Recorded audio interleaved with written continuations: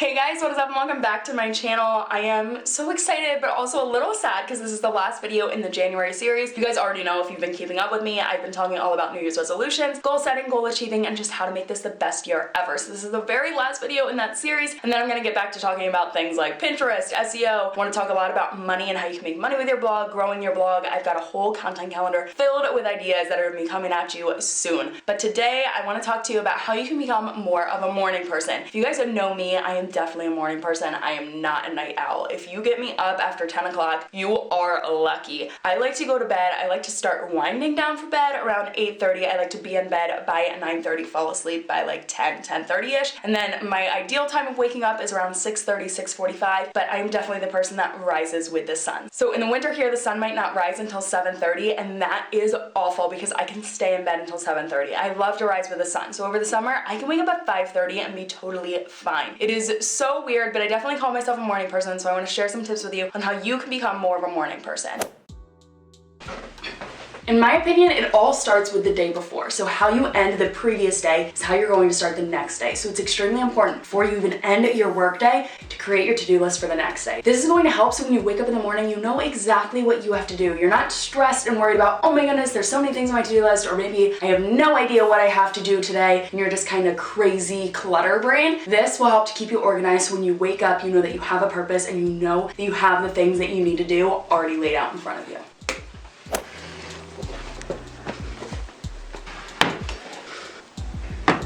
Tip number 2, lay out the stuff you need the next day the night before. For me, that means laying out my workout clothes. If I have my workout clothes laid out, I'm more likely to wake up, put on those clothes, and get out the door instead of just wandering around the house doing aimless things that aren't really productive and not helping me to start my morning off right. For you, that can mean getting water the night before, putting it on your nightstand so that you drink it first thing in the morning. For Alex, he lays out his business clothes. It's more likely to get you into a good routine and have a purpose for that morning. So if there are certain action steps that you want to follow, maybe you want to do yoga first thing in the morning, maybe you want to meditate in the morning, have that space already set up the night before so then you're more likely to get up and actually do it.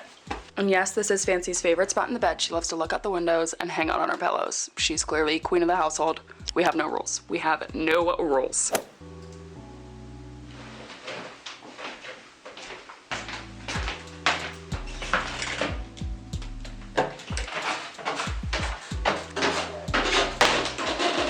More of a morning person, you need to make sure that you're getting enough sleep. And for me, that means separating your work time from your nighttime, allowing enough time for you to wind down at the end of the night so when your head hits the pillow, you are actually ready for sleep. You're not worried about work, your mind's not spinning about social media or whatever post you saw. You are ready to actually fall asleep. So for me, that means no work past 8 o'clock at night. Sure, there are times that I work way past 8 o'clock at night, but most of the times I like to have a cutoff for myself so that I am not staring so close to my computer screen very late at night, and so I'm not worried about work so late. We also don't have any phones in our room. We don't have any technology in our room. So we have our phones downstairs on a charging station, and I am done with my phone for the night. I like to grab a book, diffuse my essential oils, and relax. So whatever you need to fall asleep at night, make sure that you reserve time to do that because it is so important to make sure that you get a good night's sleep so when your alarm goes off, you're ready to get up and you don't snooze it and snooze it and snooze it because you're so tired from tossing and turning all night.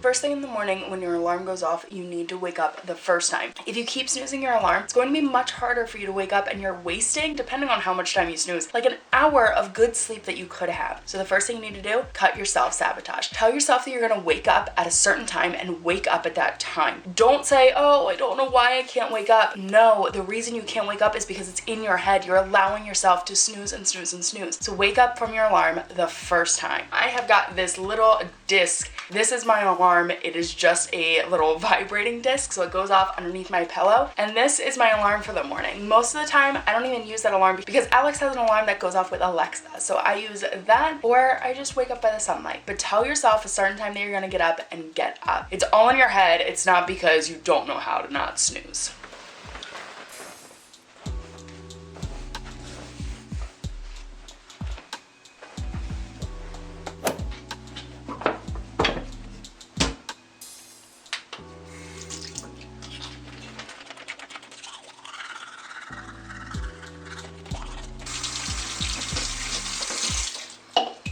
When your alarm goes off in the morning, get out of bed and do something immediately. Something that makes you feel productive or just something that wakes you up, honestly. So that could be making your bed immediately, brushing your teeth. I put in my contacts. I like to drink a glass of water, and I just like to get out of bed. The more you lazy around in bed, the more likely you are to just kind of fall back asleep or feel a little bit lazy for the day. So don't lay in bed and scroll on your phone. That's not a productive thing to do first thing in the morning. You want to make sure you are actually getting up out of bed, moving your body, and starting the day.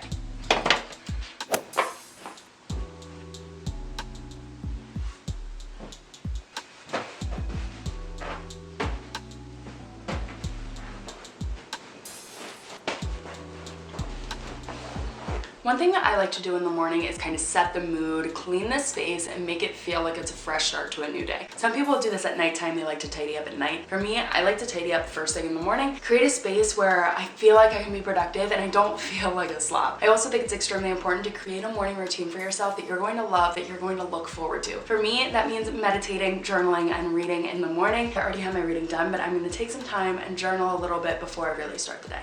Alexa, what's today's date? It's Tuesday, January 29th.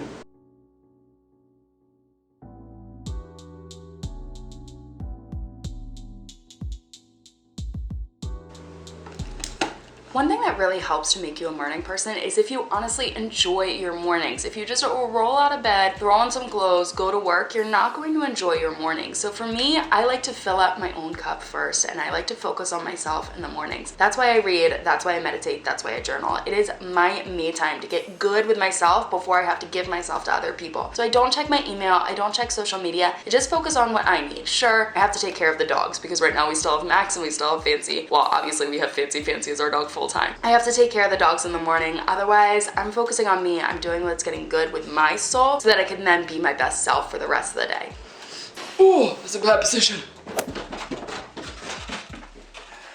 Next thing, you gotta move your body. First thing in the morning, do anything you can to move your body. If that's a few stretches, maybe run through a quick little yoga flow. In the summer, I like to take Fancy for walks first thing in the morning. It gets us both awake, it tires her out a little bit, but it wakes up your body. If you just lazy around in the morning and you're not used to waking up early, it's going to be very hard for you to get to work. So I highly recommend working out or moving your body first thing in the morning to wake up your mind, wake up your body, and then you're really prepared for the day.